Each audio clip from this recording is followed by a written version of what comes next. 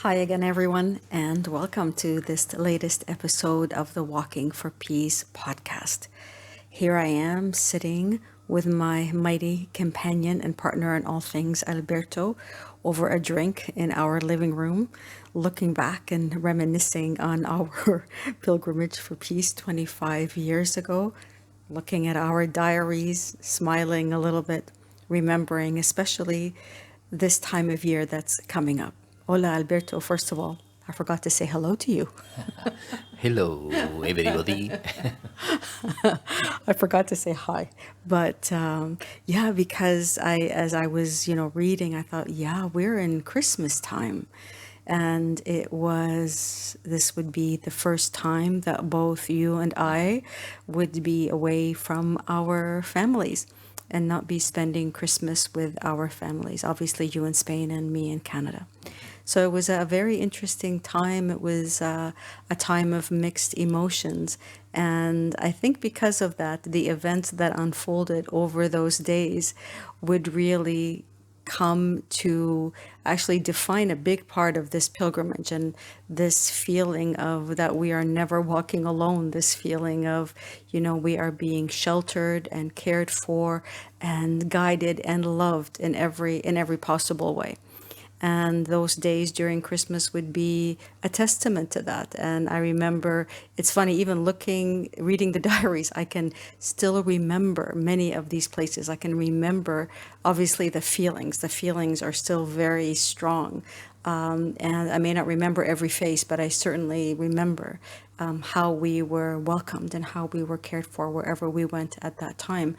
Because it was literally, the last time in our last podcast, where we spoke about this invitation that we were given, although we didn't recognize it at the time. This invitation from a little girl who was asking a question, which really the question was beyond what she was asking. She was asking, "Are you Christians?" But she really wasn't asking about our religious connection. She was asking if we could see the Christ. Are we willing to see the Christ? Do we recognize the Christ in all things everywhere? And it seems like looking at it now, it's like, wow, it's like the perfect setup for the Christmas events, which were to unfold in the days to come. And it seems like just such a beautiful thing to look at as we continue from the last town we were in, which was Coriano, and continued the journey the following day towards the town was called Aqualania. It was first Aqualania.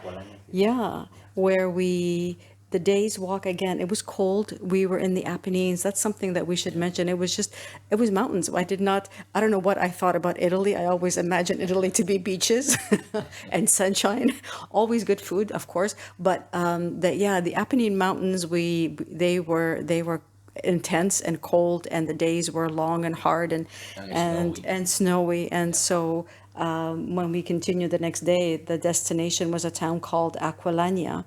And I should mention, I have on my diaries that we kept connecting with the old Via Flaminia, which was the ancient Roman road that led from Rome to Rimini. So there was always, even though we were walking on a modern road, not far away was always the Via Flaminia that we could always go on. However, we never dared to go for too long or to stray too far off the main road because we never knew where it was going to take us exactly. Although we did learn that it would lead eventually to Rimini, to the coast where we were going. We never quite dared to fully take it, just in case, just in case. Well, we try a couple of times, but it was easy to lose, to get lost because there was no signs, and then and for another part, how we had the signs in our backpacks. That was that was the motivation to walk for the big roads because people could see our signs, and then in that way we could reach more people with the message of peace. But it's true too that we try a couple of times to get for small quiet paths, but very easy we lost because there was no signs in them. Then Yeah. yeah, you remember, no? Yeah. We that was kind of one of the other decisions was that, like you say, for the sign to be seen, and at the same time, we just didn't want to get lost. So we stayed on the main roads that would lead among the villages, and that day led us to a very welcoming priest, Padre Ermo. I have written here, Ermo, yeah. And who was just marveled at what we were doing. He had a place for us to sleep. He opened up a church hall, but he was just so amazed. Do you remember him? He was just so amazed by what we were doing. Yeah. I was just asking a million questions. He was a smart guy. You could see Yeah. that he was smart, very Well read. well read. Exactly. I think I had here that he was 78. Wow, So okay. he was, he had his age, but he looked very well. I remember for his age, very intelligent, very smart, asking questions that usually we didn't receive from the people. And I remember that we talked with him and with his friend or the helper that he had with him. Marco, I think was his name. We talked a long while. We had a long conversation about peace and why we were doing this, what were our intentions, and what we thought that we could accomplish with this pilgrimage, and they looked really interesting in the conversation, and also us. Yeah. That's actually what I have in my diaries too. That they seem, especially Ermo seemed to be especially knowledgeable about what was happening in the Middle East, the history of that entire region, how the whole conflict apparently came about, and he just seemed to be a very learned person. And so he was asking also because I come from that land, right? I'm Lebanese, and so he was trying to make the Lebanese connection to that whole region, and it was somebody who had studied history, and so he had a context that we could speak about, which wasn't very often, which was kind of the political, economic, cultural, all of that together. That for me that was a new thing, because really when I decided to go to do this walk with you to Jerusalem for Peace, I was not doing for political intentions or to thinking in one country that was abusing other or nothing of that. It was more for me was more peace in the world, especially inner peace. Then to start to hear what was the ideas or what was the conflict about, and why some people was against each other and all that, from somebody that was neutral, because obviously he was not. He had nothing. He was just the history. The history, and he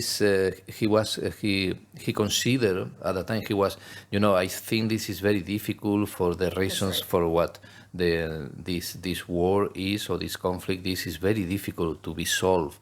I remember that he said, and then he explained, why, and then I remember that this is very interesting. I didn't know this, and it's good that I know that I had some concepts for this conversation can again. At least I had a base where I can more knowledgeable, about the subject. Yeah. That's right.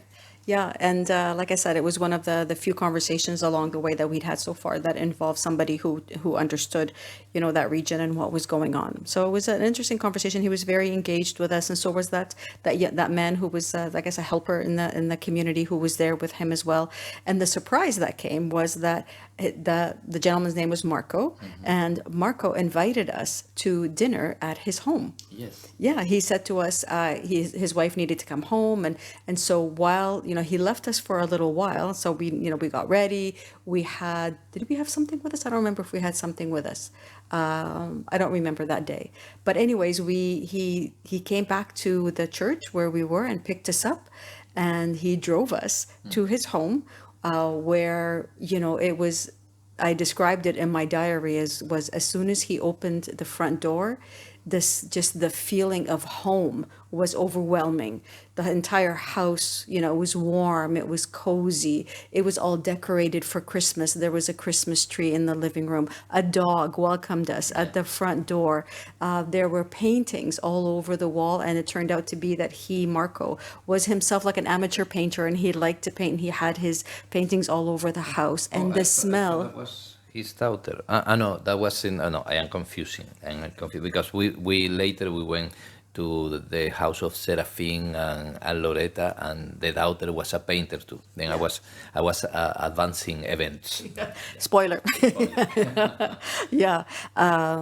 And just the smell. She was in the kitchen cooking, and there was just that smell of home. And I felt the tears kind of welling up in my eyes because I didn't, I think, fully appreciate kind of how far away we were from home until I walked through those doors and just felt that entire, all of it just kind of embracing me. And it was like we were a natural part of the family. He just led us into the kitchen and to the kitchen table.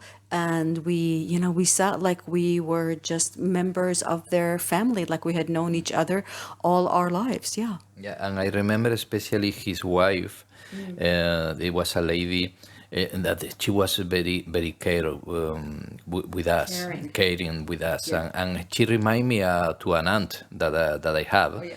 She was very loving, and she even had that look. And I think we had talked about this, that these days we were feeling the weight of to be far away from home in Christmas. That was the first time, how you say, and we were seeing the lights in the streets. We were listening the songs, the Christmas songs. And we were missing family because it was the first time, and for me too, I was carrying a little with the loss of my father, even when I felt that he was walking with me, but still it was very recent, only days. Then I think to be received for this family like we were one of them. I remember that was their daughter and their son were that night there too, and they give us everything, and they were so kind with us. I think put this touch of family, missing family, but at the same time receiving this family care, not from strangers. They look at strangers, but we could see, everybody you can find family in some way when you are open to see it from the eyes. And then I think it was very beautiful that day. For one part, we miss, but for another part, we were fulfilled. No, that we missed it were fulfilling in a very beautiful way. Yeah. Yeah, truly, they made us feel a part of their family, and it took away the sting a little bit of feeling that you are not surrounded by people who love you. And it's a testament to what you're saying, is that your family are your brothers. They are everywhere. Love is everywhere. Care is everywhere, because it is ultimately the care and the love of the Father, of the Creator, of the Source, that is revealing itself to you in all of these situations. And so I think it was December 21, that like we're very close to Christmas. This is all taking place around that date. And yeah, after a lovely meal and the full thing, I have in my diaries even what we ate. We had like spaghetti with like little tiny meatballs and prosciutto and cheese. I love pasta. And she had made some kind of a cake, and all. It was just so loving and so lovely. It's like you don't want to leave, but in the end, we had to leave. We had to leave, and Marco, after big hugs all around with everyone. And Marco drove us back to the church where we would be sleeping, because we're sleeping in the church hall that night. Exactly, yeah. Exactly. And I remember, I was going to say that I thought that we were leaving the town already. The next day, that it came Marco to say goodbye, and the priest and Don Irmo came too, and we gave hugs, and it was emotional. It was emotional. Yeah. That goodbye. How many emotional goodbyes we had, encounters we had all along the way. I had forgot. Almost about then until now that I was reading the diaries again. I go, it's true. I forgot that. And the more that I read, the more that the images and the words and the feeling came to my mind. It's like they are there. That's right. Had passed many years, but they are there, like with a door closed. But in the moment you start to open the door, the images and the memories come like it was yesterday almost. So true. I feel the same way. I have the same sensation like you. When I read it's like they're there behind a door. And as soon as you open that door, it just comes flooding all back. And you're right. Yeah, they came the next morning. They gave us hugs, a blessing, of course, from the priest who wished us, well, obviously give us a blessing for the journey, asked for prayers, which of course, we carried with us to Jerusalem. And we continued the next day again in the mountains towards Urbino, which we would learn very quickly was a beautiful town, by the way, one of those beautiful medieval towns, cobblestone roads set high up on a mountain, like a maze walking through it. Just beautiful, tough to get to, but it was also beautiful. And we ended up we learned very quickly that it was the home of the Italian artist named Raphael, which coincidentally happens to be the name of Alberto's father. Yeah, yes, yes. It was another thing that I thought that was curious. And by the way, my father was an artist too. That's You know, right. he was not a professional, but he worked in other things and stuff to bring food to the house, we could say. But he did paint. He was a But painter, he was an houses. artist. Yeah, Well, he was The he job. painted Yeah. the job of painting houses and all that. But he was an artist at the same time because he loved to draw. It's more all my attraction for arts came because when I was a child, he sit with me to draw with me, and he was teaching me to draw and with comics and all that, and he did very well. He draw very well. He draw exactly like the comics that he liked, the same style, the same perfect. He was really good doing that. Then to be in this city in Urbino, and to be in the town of the birth of the Raffaello, the artist Raffaello, with the name of my father, it was it was added to the emotions and all this. It's It's more. like to say, like you're with family. Your Yeah. family's with you. Yeah, Your yeah. family is with you, not just universal family, but also, your father in a way is also with you in that way. Yeah, and I could feel that, how I tell you, I could feel that he was walking with us. Obviously, I couldn't see him, but I could feel that he was walking with us. And days later, there was a couple of experiences that this confirmed this, that we will talk about that when I write the moment. But to stay these 2 days there, and because we stayed 2 days. But yeah, that's a surprise. Spoiler. That was, this one, another spoiler. But there was another thing too, that we were walking slow. Yeah. And I was considering, even when I was enjoying the walking slow, I was starting to feel a little worry about the money again. So how if we continue walking at this pace, I'm going to finish my money very, very soon. And to be in this city, that there was museums and there was universities, and even when it was very, very natural, there was not arrogance in this place at all. It was very beautiful, very close, very, very people, very nice. I could feel the arts there. I could feel the arts, remembering my father, and came the inspiration to me that one way that I could maybe solution this problem of the money in the future was to create art by myself. And in some moment, maybe I could sell some, looking for ways, maybe I trusted in God, but still I wanted to attach the camel, no? Yeah. Like say It's this. an Arab proverb. Yeah, it's an Arab proverb that How says, say? "Trust in Allah, trust in God, but tie up your camel." Like the camel. I was trying to, maybe there are ways that I can use in case, because I was a little afraid to depend on you. I know. Because you had all the medios, but I didn't want to depend that, because I didn't want to be influenced for this difference of power then came the inspiration to buy. I remember to buy some coloring pencils and a block of paper to draw and to carry with me, just in case that in some moment I feel to do some illustration or to give back to some people that help us, or even in some moment maybe even to sell, like the vagabonds that we found in the internally in the train station. Episode 7, I think. Yeah. See, yes. And then I remember that I did it. I bought them, like an investment. Investment. Investment. Another thing that in the city happened, I read my diaries, is that when I make this decision, I was feeling a little insecure about this point.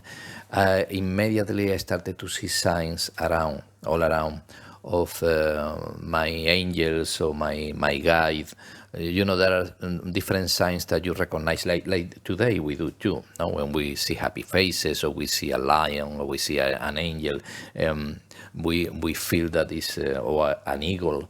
We feel like this, the Holy Spirit is talking to us, or a white dove. No, for example, we feel that the Holy Spirit is talking to us, and at that time happened too. When I needed the most, I could see they appear, these signs, like to tell, I am with you, don't worry.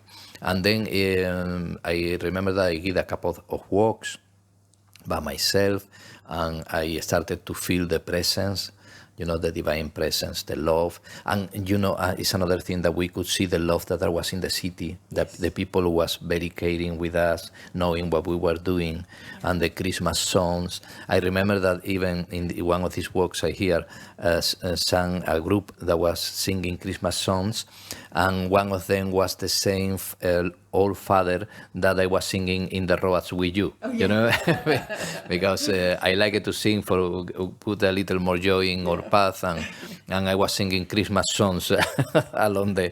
That you learned like in church. In church, when I was a child, when I was a teenager, that's all songs that it was a way to feel more joyful, no? And one of the songs they were singing, it was like was God answering to me, like saying, "Here I am with you." And it was very beautiful. But it's funny how can change the mood. For one mood that you feel low, for some thought that come to your mind, some fear, some worry that can come to your mind, and maybe in 5-10 minutes later you can feel all the contrary, happy and up, because you have seen something that had reminded you the truth, no, and who is walking with you. Right. And that I remember that especially in Urbino happened. That was very beautiful to feel it. Yeah. In Urbino specifically, I don't know how we got there, but I have here, we somehow found ourselves in the convent of Santa Chiara. And that we were welcomed with these beautiful nuns. They just looked at us. They were just so kind, so sweet. And when we explained that we needed, they said, of course. They gave us rooms. They gave us hot water, showers, and it was overwhelming, just the love that they gave us. And the next day, as we normally did, we normally, okay, let's pack up and let's go. But I have in my diaries, I was exhausted. My body was tired. And we asked if we could spend an extra day, even if we had to pay for it. And they were just, well, of course you can stay an extra day. No worries. As if it's the most natural thing in the world. And we just gave it. We didn't do that. Never. Normally we didn't do that. No. But how they were so kind. And the place was so beautiful. The city, the environment, then we decided, let's go to us, and they say yes, very happily. They say yes. Happy. We gave them big hugs and big kisses, and they were just so overwhelmed and smiling, and of course, and so we spent. I have just a day of walking around like you, just sleeping, lots of sleeping, resting, stretching, lots of stretching, massaging my muscles, and then just enjoying the Christmas, as you say, all the Christmas, the spirit that filled this beautiful town. And we would continue. That was in Urbino. And the next morning we would continue towards, again, this is now December 23rd, but something seemed to happen. I have here that very morning that we were leaving Urbino. It was a wet day. It was wet. It was raining. It's not often that we had rain. The fear was it was going to be freezing rain, and that for walking, you can't walk in freezing rain. But it ended up being, just rain. So it was just a wet day. But just leaving even the convent, as we were walking out, there was like, I don't know if you have it in your diaries, just this older gentleman with these two older women, nicely dressed, coming into the convent. And as we were walking out, and they stopped to say hello, and who are you?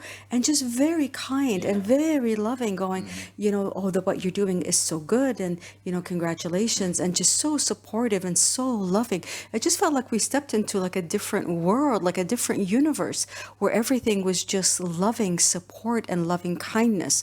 And it was energy, it was spirit, it was love, and it carries you. That kind of love carries you. Because we're walking in the rain, and I have in my diary, it's like something kind of clicked on this day because I don't know what happened that day. But as we were driving on the road, as we were walking on the road, there was a car that stopped ahead of us and waited for us to approach, and it was a priest. He was in the car, I had that in and Madrid. yeah, he's say asking who are you and what are you doing and where are you going? Bene, bene. That was bene, bene, molto Good, bene, good. molto bene.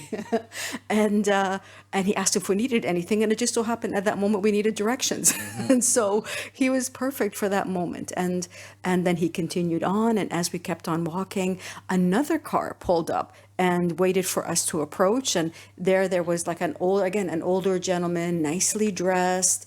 What are you doing? We explain, and he goes, "That's so, that's so good. Bless you." And he pulls out a bottle of wine and panettone. panettone. I didn't know it was called panettone The back fish then. The panettone. first panettone we would receive to carry with us. Explain And it what was is a panettone. oh, You said it's a Christmas cake. It's basically a big, spongy, delicious Christmas cake filled with raisins. So good. And I think it had almonds, that one. I'm not sure. Oh, it was so good. But yeah, that would be that. He gave us a big box of panettone and a wine. Extra weight, but we're going to take advantage of that. We're going to say yes to that. And I had in my diary that at least there was 6 cars that stopped in the same right. way that That's day. right. There just The 6 cars. funniest one I think I have in my diary that there was one guy who waited for us again. We arrived to the car, who pulled off to the side, and he goes, "Well, what are you doing?" We explained. He goes, "Are you doing this for penitence?" We said, "No, just for peace." That was like that was the funny encounter. And these two women, that was the women and the children that literally stopped in the middle of the road. And it's like, "What are you doing?" They stopped at the road and they said, "What are you doing?" And we explained very quickly as we were walking, and they were driving alongside us. And they were just like, "Oh my God, bene, bene, molto bene." Bravo, they say, bravo, bravo, ragazzi, bravo. Ragazzi, exactly. Bravo, ragazzi, young people. And their kids were blowing kisses at us and they were waving. It was just magical that day. That day's walk into Tavoleto was just so beautiful and so heartwarming. And like I say, it just gave us this energy. It's a boost, and just you don't feel the kilometers under your feet. You don't feel the road. It's as if you're floating as you're walking, when you know that there's all this love and all this goodwill and all this good cheer that's carrying you as you walk along. Yeah, and in Tavoleto, it was, like I said, a wet day. They told us the priest would be arriving later in the day, but somehow we found ourselves inside of a convent or something where we were drying off and just, taking off all our wet things, waiting for the priest to arrive. Do you remember it that way? Yeah, it was una casa de acogida. How you say that? Like a welcoming, like a welcome center, Welcome or like a refugee? okay, like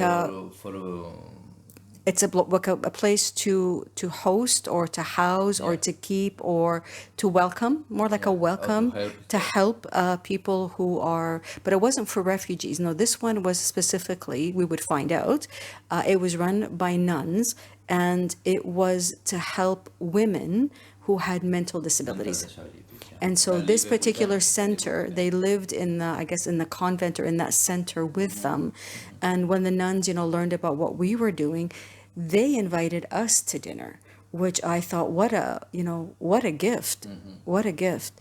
And they weren't, I could feel on the one hand, they welcomed us to dinner because they felt so deeply what we were doing and wanted to be part of it. And at the same time, I felt their nervousness because they didn't know how we would be around the women and how the women would be around us. Yeah. There weren't many of them, because I have in my diaries, there were only like 6 of them. Yeah, There were a few women, very shy, very smiling, very kind, very loving, very shy, but at the same time curious, wanting to come close, to look at you. It was, I can't put words to the feeling. My eyes are watering right now because it was love. It was love showing itself in so many different ways.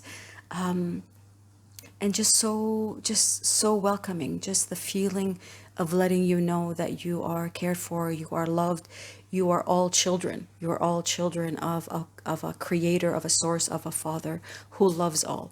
And I think that was the feeling that I had with me when I was reading the diaries and remembering that night with the sisters. Yeah, and there was another thing that I read in my diary today that I forgot completely. Is that the conversation about if we are Christians came again too with them. I don't know. Is they asked it? I guess they asked it. They must have. They must have. And in this occasion, I say yes, that I was Christian, but I added at the same time I feel that I am a Muslim, and I am Buddhist, and I am because the same. No, that I feel that all path, all religious or spiritual path bring to the same God. No, but this time I say I more confident. I'm more knowing what I was saying. I'm Christian, and it was received very well. But I could feel that it came again the question that came with the hermit, but in a nice way. Like it was a little surprise for the nun. He said, but then okay, I understand that it's beautiful, but what happened with Jesus then? No. And I remember I say, I'm sure that Jesus doesn't mind. I don't think he's jealous. I'm sure I didn't say that because I didn't want to offend. No, but I don't think that Jesus worry about that. It's what he wants is that we follow the path, Yes. independently of the path or the mass, that we follow the path to his Father, to source. Exactly, to source. And it was interesting. It was little by little I started to. I was knowing better how to define myself in these circles, no? And then it's something that I didn't think before about, and today I was thinking, it's interesting how this continuing, no? This path of self-developing your definition about yourself. Yeah. And in a way, in all of these encounters, all of these situations, it was as if there's always the opportunity of, do you recognize the Christ? As we were saying earlier from the last episode and today, exactly. do you see me? Do you see this light? Do you see this love? Do you Because see that we are brothers? do you see that we are sisters? brothers? That's right. Do you see that this light that is in you, that you see everywhere outside of you, is also in all of your brothers? Do you recognize that? Because this is who you are. This is what you are. This light, this Christ, this is what binds you to your brothers. And we could see that perfectly in them because we were very touched by the love of the people. Really, we could see them like our brothers and sisters without any doubt. Maybe our worry was that they didn't see us in that way. Is they knew that maybe we were not exactly in the same path that they were. And it's funny because this happened too with the ones that they didn't had interest in religion. We felt that if they know that we believe in God or in something spiritual, maybe they reject us. And when we were with the religious ones, we were afraid. They knew that that we were not like religious as they expected. They expected. They reject us. Not this fear of rejection, but after what we found always was love and much love. No? Yeah. And again, the opportunity, do you recognize the Christ here? Do you recognize the light? Do you see the truth beyond the forms and beyond the fears of, am I defining myself correctly? Am I saying the right things? Am I, are they going to be hurt by what I say? Are they going to reject me because of what I say? So all of that, like that tightrope that I felt like we were walking a little bit rejected. It felt like the rejection, but I recognized now it was just the fear of not really knowing who you are and accepting fully this path that we were walking. So so that was the beautiful experience that we had in Tavoleto. And we didn't spend the night in the convent. We ended up finding the priest. I'm not sure how, but the priest found us. We found him. He gave us a room in the church hall. We slept there, and we continued onwards. And it would be the next day would be Christmas Eve. It was Christmas Eve, and that's a night that we write about in our book. We do write about this story because it was such a powerful story. Of walking that day, being lost in the mountains. That's one thing. The map did not match with any road signs. We just seemed to be adding kilometer after kilometer, and we're just like, we're not getting anywhere. We seem to be just lost here. And eventually we found a car. We seemed to be on some kind of an isolated or abandoned road or some really quiet side road. Eventually a car showed up, and they guided us towards the town, and we made our way towards the town of Coriano. That was the closest town because I was at that point I had shin splints and I was just like, we need to stop. I don't think I can walk much further. Probably adding to your angst and your worries about, okay, she's walking even slower. She's not going any faster. Yeah, Yeah. I remember that days, and we walk in two occasions. We walk 20 kilometers. That it looked a lot in comparison with the other days that maybe we walked 14 or 15, 13. But hey, mountains. We Yeah, were in yeah, the mountains, of course. I'm not.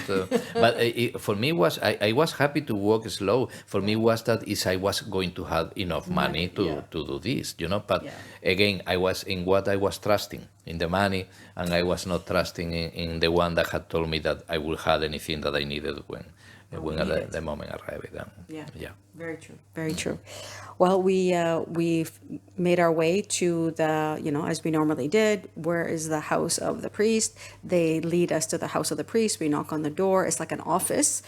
We walk in, and to our surprise, the office was full. It was packed with people, and we walked in.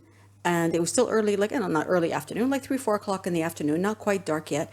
And immediately we were the center of attention, and we weren't quite sure what was happening because there were a lot of people just sitting there and looking at us. And, we said, you need to remember how we look, we, with all the clothes of the tracking clothes, backpacks. the big, huge backpacks with the signs and the sticks that we carry, the hats, and, sweaty, and a little dirty, little dusty. Dusty, not exactly. dirty, from the road, Then and we they're all go to dressed really nicely. Exactly. They're all very clean, and the place is very clean. And we're walking in, and we're asking to see the priest, and they tell us to wait. That we found out he's listening to confessions. Because it was Christmas Eve. Exactly. And it was it was the time to confess before you go to Christmas Mass, I'm guessing. Yeah. So. But eventually, so we just stood and waited, and everybody we was kind of for an hour, I think. There. Yeah. Well, actually, the priest came out to say hello. He did say hello. Exactly. And what do you need? And it just he said, okay, well, I do have a church hall, and it's cold. I don't have any heating, and we said that's okay. We'll take that. And that's what happened. That he will find a way to. Don't worry, we will find a way. And I remember he spoke Spanish because he had been in Venezuela. I had in my diaries. Then it was easy the communication. I said, okay, don't worry, but you need to wait that I finish here, maybe 1 hour or more, and we will find a way, a solution. Yeah, exactly. And we waited. And we waited, and the room started to get, nobody was really engaging in conversation. We were just kind of standing, quietly. We were just being polite and waiting. And then the final couple, there was just a couple that went in, a man and a woman, of middle-aged. They walked in, we waited, they walked out. But when they walked out, they were having they started having a conversation with the priest. Yeah. Very quick. It was very fast. Their Italian was very fast. It was very fast. And they were looking at us. And they kept looking and pointing at us, looking at us, and we're thinking, well, it has to do something with us. But we didn't know what it was exactly. And the priest was just shaking his head and just said, "Bene, bene." I was like, it was like, okay, all good, all good. And then what they turned to us and said, well, the priest came to us and he told us, this nice couple, this is from the community, he had offered to receive you, to have you in Christmas, the Christmas evening, the Christmas Eve, in their home. In their home, exactly. It was like... And was not that he asked it to them. They asked to him while we were waiting there, and he explained, and they offered. And he was surprised like we were, And for us, this was a miracle. It was a miracle because it was the last couple. Everybody had gone, and the last couple that they were looking at us with interest, they offered their service to receive us because they lived in a house, and they had the bottom floor, it was empty, they lived in the top floor, and they say to us, there is no hot water, but you can sleep there. There is a bed, and the place is nice, and even there is a fireplace. They say, and we say, of course, come with us. It was beautiful. Yeah. Because I feel the tears in my head right now as I feel the tears again. We were going to be with a family again, in Christmas Eve. And that means a lot. It meant so much, and their names, and we asked their names, and his name is Serafino. Serafino, that is an angel. As an angel, and Loretta. and Loretta, and it was just overwhelming. It was just overwhelming, and I we just hugged them, and we just kept saying thank you. And they put us in their car, they drove us to their home, which wasn't very far away. And as you say, there was the main house, but then they had a separate apartment that they rented out. That normally they rented. That's what I had in my diary. Exactly, They exactly. rented it out in the summers. It was closed, obviously, for the winter, and so they didn't have anything. Like it was just he walked in, opened the door. Loretta went inside the house to start dinner, and the room didn't have any lights, even because they had turned the electricity off. And the gas and everything. Everything had been turned And then off. he came and he put the fire for that we had heat in the house for That's the. right. And I think we went to have a shower in the apartment upstairs. For that I remember, because there was no water there. They go, but you can come to have a shower at our house, and is what we did. I think. Yeah. This I don't. I have in my diary that, and what we wrote in the book is that you two went to get wood for the fire, Exactly. and he also went into another room to bring a couple of what do you call them, little beds, like those military cots, to bring the cots to the room where the fireplace was, so that we would have some place comfortable to sleep near the fire.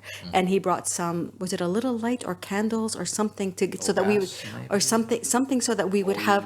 Or something that we would have light. And when you guys went out, when you're doing all these things together, I remember I just fell to my knees and I just started crying. I started crying because of, I remember. like now, You were so emotional. because of all of just overwhelming love, this overwhelming love that was being shown us on one of the most kind of family nights, which is Christmas night, when could have been could have been just the two of us on somewhere in a hall, on a church hall, on a floor somewhere. But no, we were in the home of a seraphim, of an angel, and they truly were angels. And they had two girls too. And they had, exactly, and they brought everything, started the fire, they let us shower, and then we brought with us.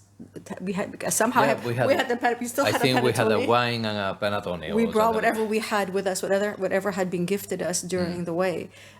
We brought with us to offer to the table, and again, it was another feeling of home. This beautiful family that opened their home to us Christmas, and we had a meal as if we were part of that family, as if we had always been there, as if we were just their children who had come home for the holidays, and their own children had also come home, and we were just having a meal together. One of the children spoke a bit of English.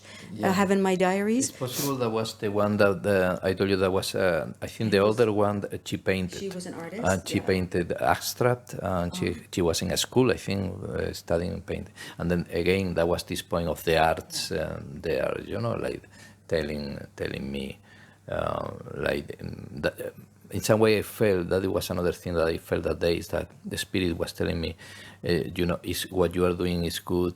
Continue sharing what you are learning. Continue sharing your spirituality. Continue sharing your gift, even the arts. No, the arts and all the gift that you have, for that this can spread. No, to extend, we'll say, the course to the to extend in the world, to sharing the light, to sharing the vision. And it was.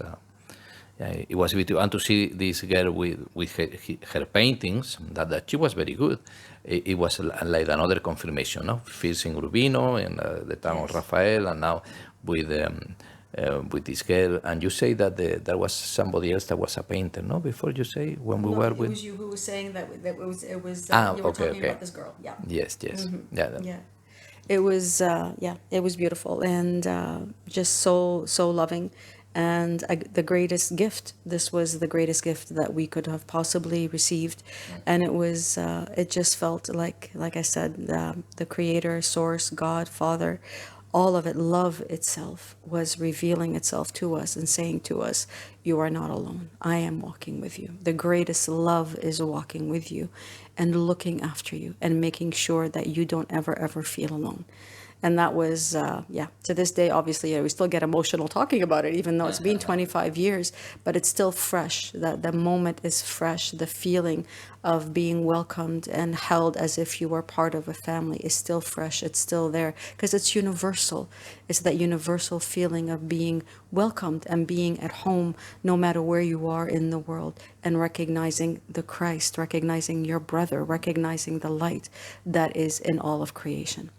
And so that was our evening in Coriano, December 24th, 2001, an unforgettable night that still obviously has left its mark on us. Is there something else you want to add that night? No, I was reading that night I went to get another walk. That will surprise me. After a long day's walk, Alberto's going to go for a walk. It's like, what? I'm just crashing on my bed. I just want to sleep. And you want to go for a walk. Yeah, because my walks were to be with God, to feel, now I know. Yeah. to feel the presence, to be with myself and with him or with her,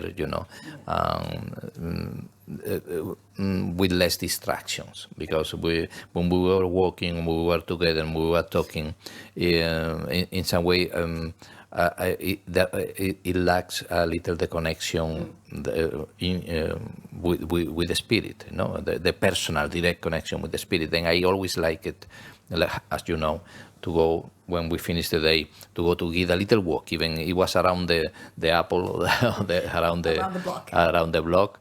But something like this, and I did that night, and was very beautiful. I continue feeling the magic of a beautiful night. Yeah.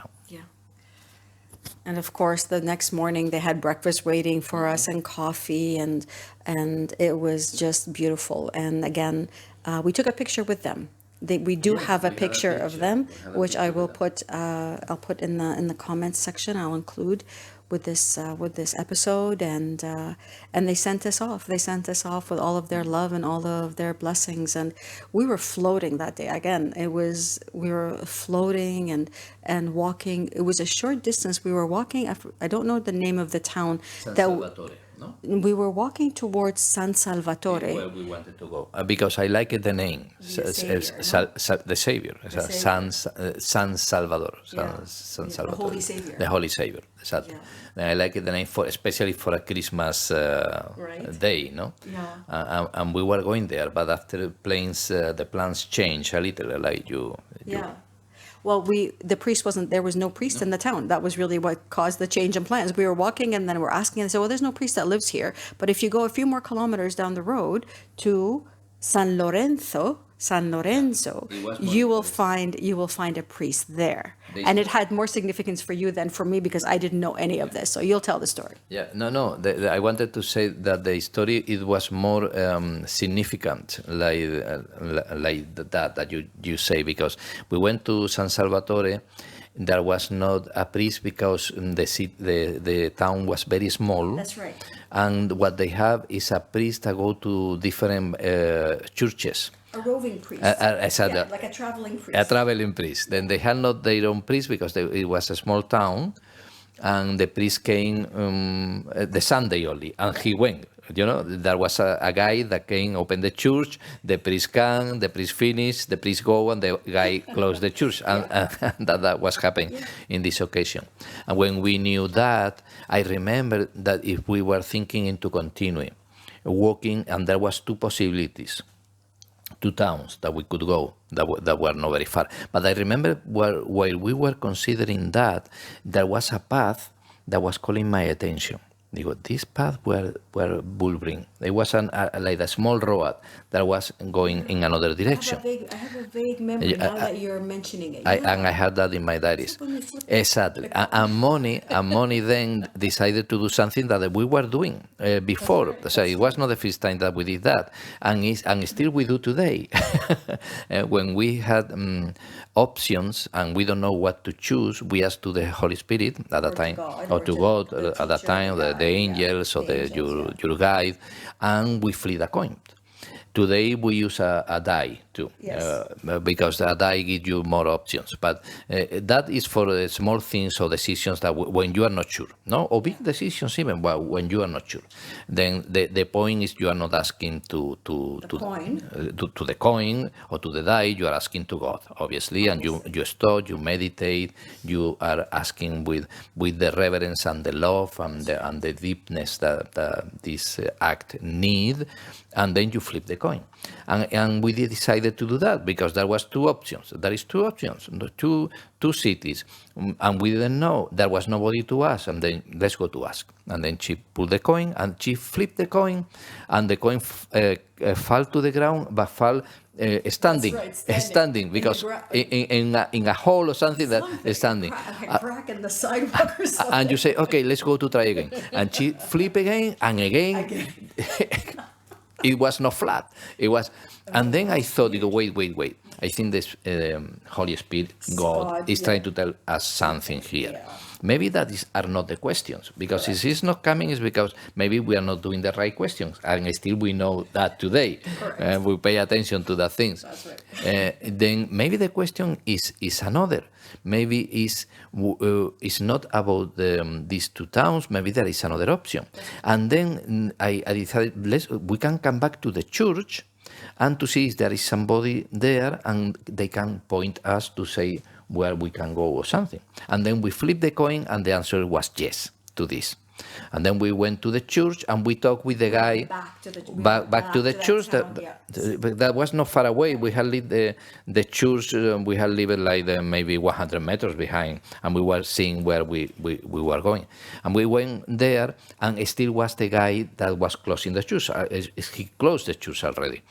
And then we asked it to him, and this is when he explained it to us, the thing of the priest, why it was not the priest, and they came, and he said, but if what you need is to sleep somewhere for what you are doing, you must go to Giovanni.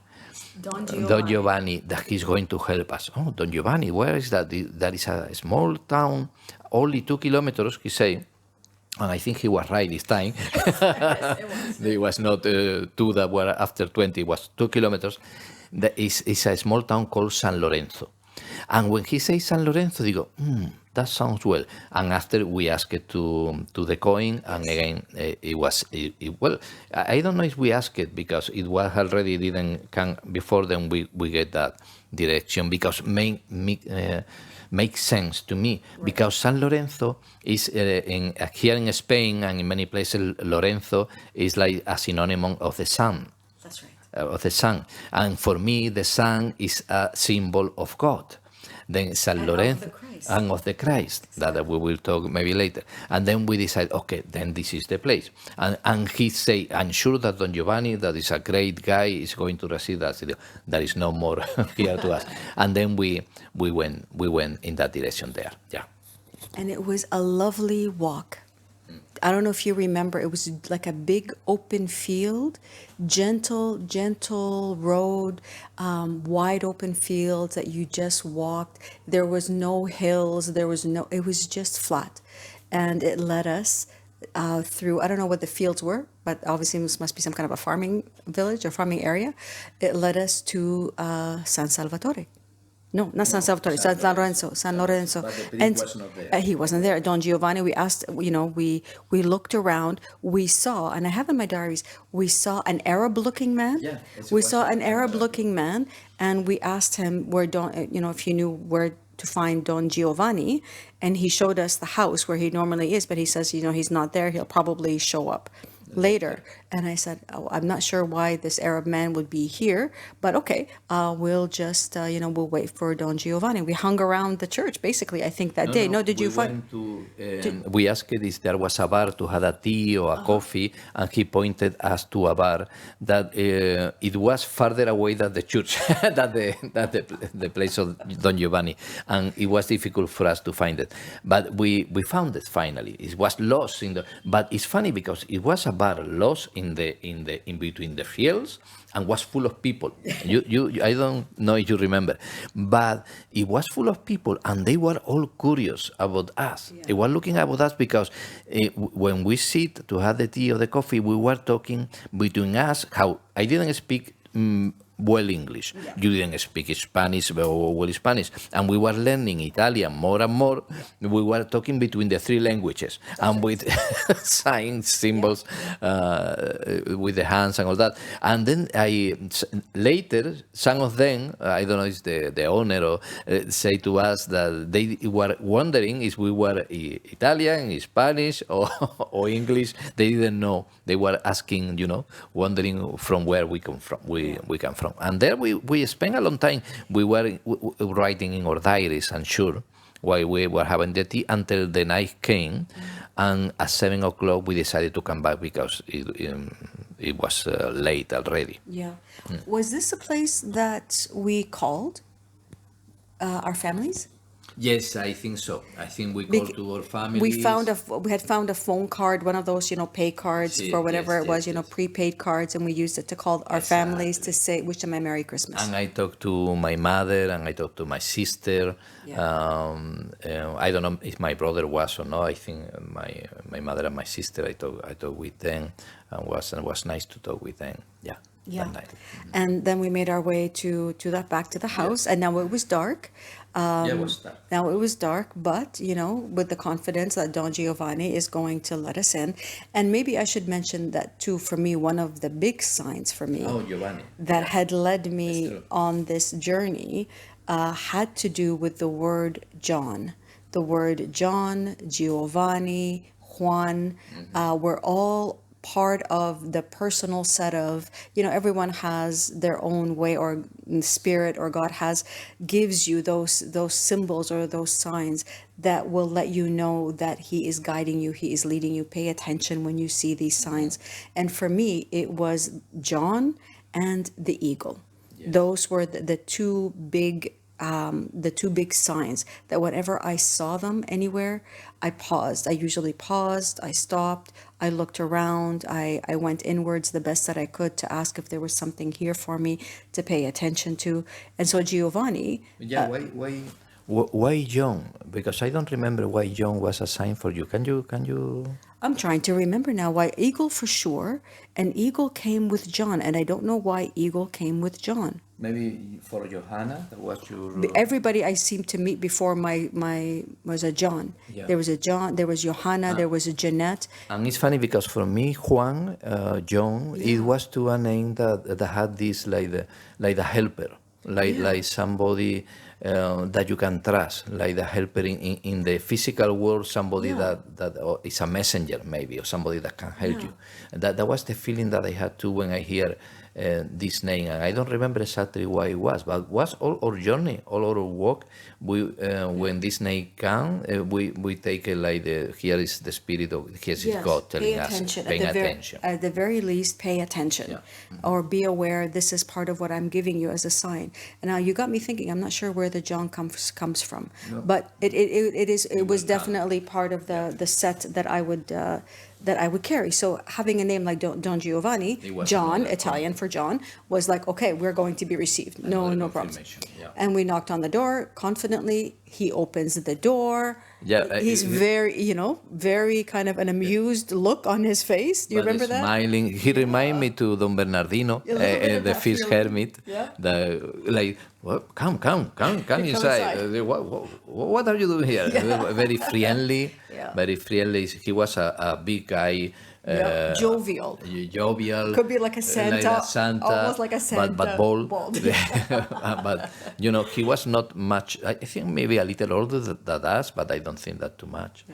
And one thing that I loved of him, he explained it us that the Arab guy that received us before is because they had a place of acogida, again, a house for I think was Moroccan people that were living. I have from Morocco and from Albania. It was a place that helped. It was like a resource center, a place that helped, that took in. They were immigrants taking them in, or refugees. I think there was more refugees.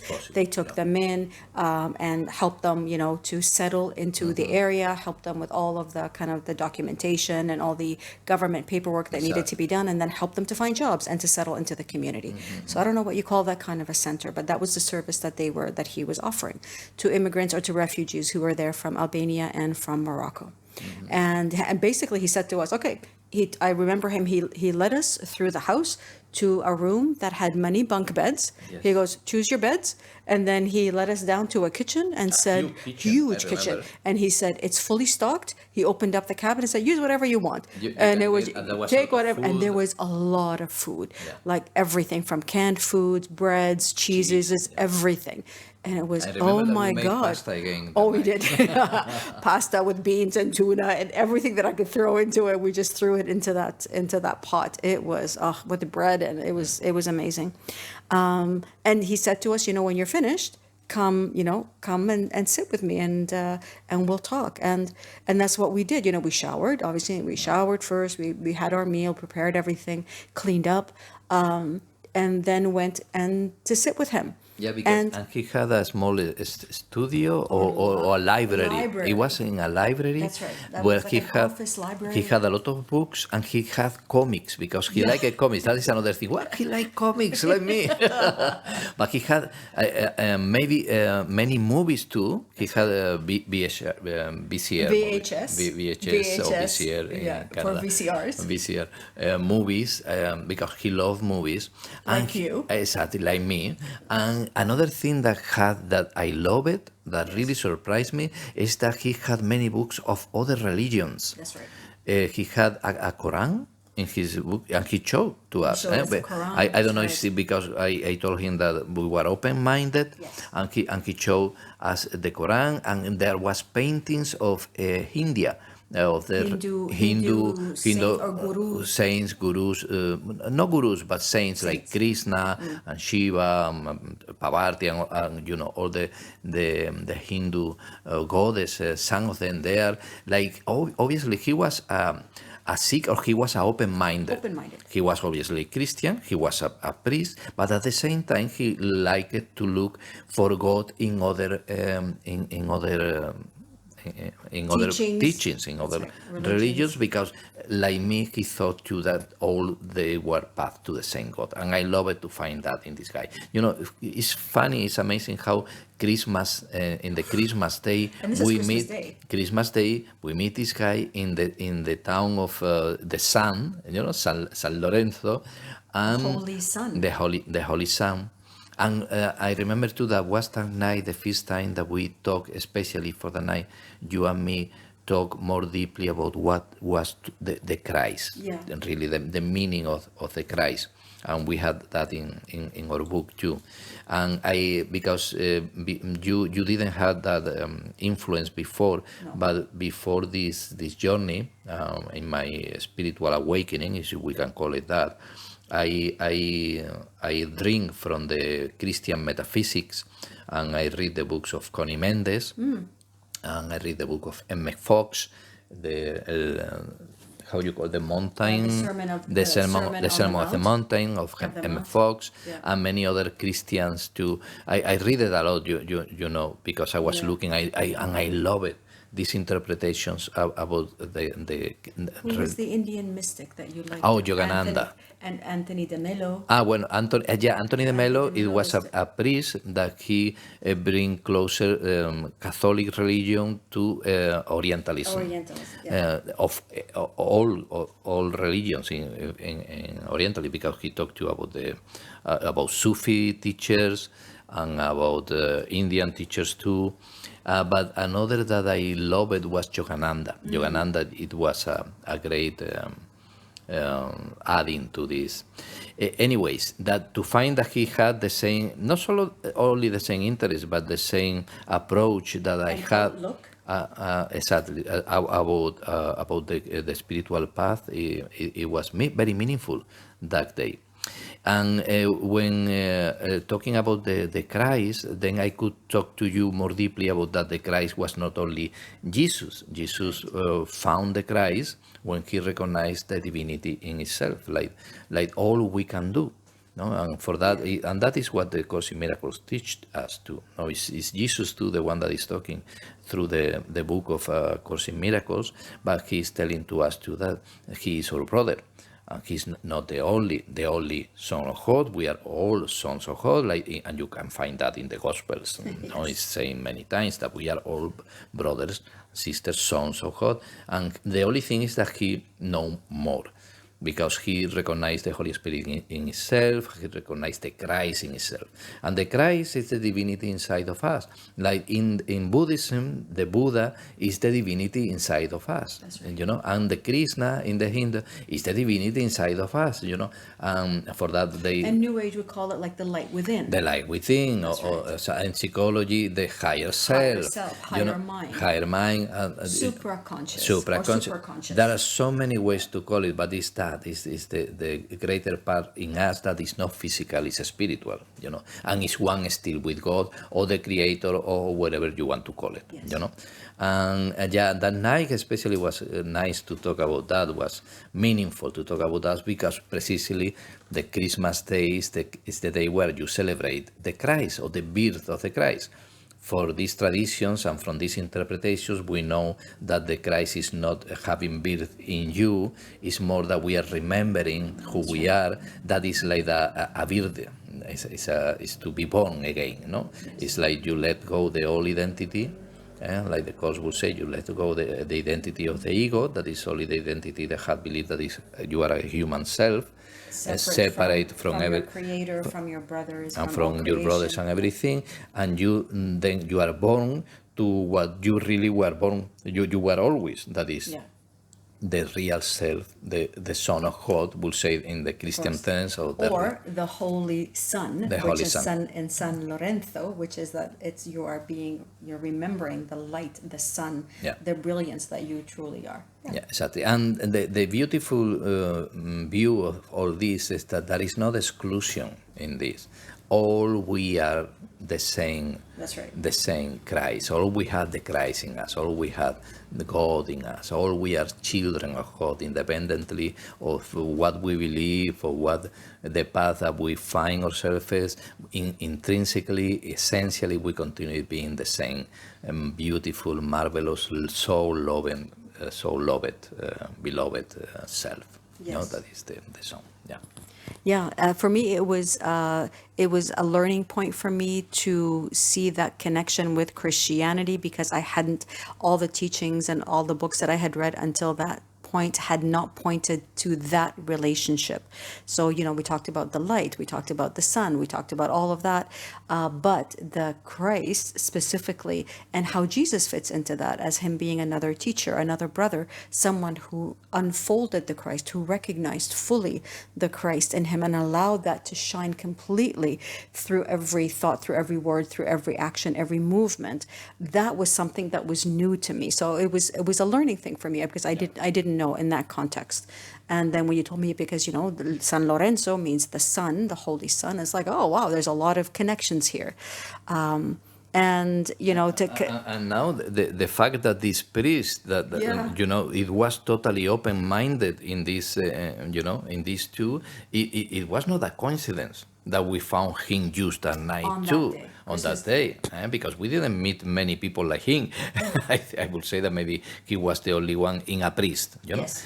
Maybe he was the only one, or maybe somebody else, I don't remember now, but he was, especially him, he was alive in that aspect. Yeah. He was a light. And to kind of put the cherry on top of this remarkable evening, he asks us, he says to us, do you want to see, the Christmas production that I put on every single year? And we say, well, of course, and thinking, he's going to pull out a DVD of a Christmas play for kids. I don't know, kids on a stage. A nativity scene. It's like, okay, something simple. Yeah, sure, of course. Well, were we ever surprised? He pulled out a DVD, and it was the whole town is converted to what was ancient times, like the times of Palestine, the times of of Jerusalem at that time, Bethlehem. Actually, it would be Bethlehem more than Jerusalem. It would be Bethlehem. The whole town. They had like he had like women who were weaving cloth. They had exactly. opened All the fire, all the details. details. They had like a big fire, an open fire with like, was it a pig or something that was on the fire, on the spit, being cooked. They had so many, The traditional clothing, costumes, the clothing, all of all that. the material, the tools, everything was. You didn't see anybody Watch. with a watch or something. Not, Or a hat, nothing. Everybody glasses was even. totally converted, and It it was was a very Bethlehem. well done production. Yeah. The video that was directed by him, I think he liked it, make movies too, obviously, but it was very professional and very well done. We were really surprised, and he was proud. You could see that he was proud of his production. Yeah.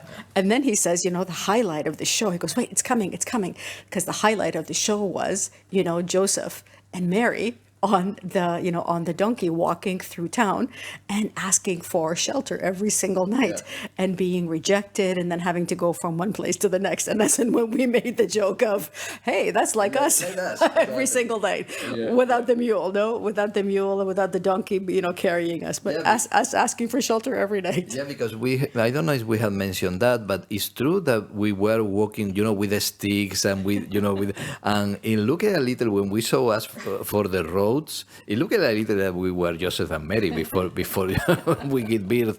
Then it was funny. It was funny. And there is an anecdote that we will arrive to it in New Year. You remember in New Year? Yeah, New Year would be a whole other level of Very special with that. very special. With that comparison with Mary and Joseph. Yeah, we will talk about that. Okay, so yeah, that was our Christmas day. We ended the evening with him, grateful beyond words, grateful not only to him but clearly to the Creator, to the source of all of that love, all of that light that had led us step by step in those days, and in the days that could have been kind of the most melancholy became the standout moments of our pilgrimage, because we remember them, as we said, to this day, and they still bring out the same emotions of gratitude and just, I don't want to say it's like the greatness of what is walking with you, the majesty of what is walking with you, that tremendous power that is paving the way, once we allow it to pave the way and to lead us, and we step aside and allow that to reveal itself to us. And so if there is one thing to take away maybe from this particular episode is maybe this, to remember that greatness, to remember that light, that continual light, the Christ, the Christ which asked us, do you recognize me? In the episode previous that we had together, do you recognize me? And in I am here always. And in the moment we surrender to it and remember that this is what we are too, it just explodes out into the world to show you its love, to show you its light, and to embrace you, in all of its splendor and all of its glory. So we'll leave it here for today. No, Alberto, is there anything else you want to add before we end this? Only that the next day we leave Giovanni with hugs and kisses, because he was not in the morning when we went out. He had left us breakfast, and then we went and we found him later in the next town because he had gone to do something important that he needed to do. We found him in the streets and we give hugs and thank you. There are many people around wondering what happened, and it was a beautiful goodbye of the next day. And but I think it's for the next day we will continue it. We will continue. So thanks again, pilgrims, for joining us on this contemplative, loving journey through this pilgrimage for peace. We hope it has served you, given you something to contemplate, something to hold on to, a light to remember that is who you are, what you are, and what we all are as well. And that light be the guide that guides you in every moment of your journey, whether on a camino or in your everyday life. So thanks again for tuning in and listening to us, pilgrims. Until next time, buen camino. Buen camino.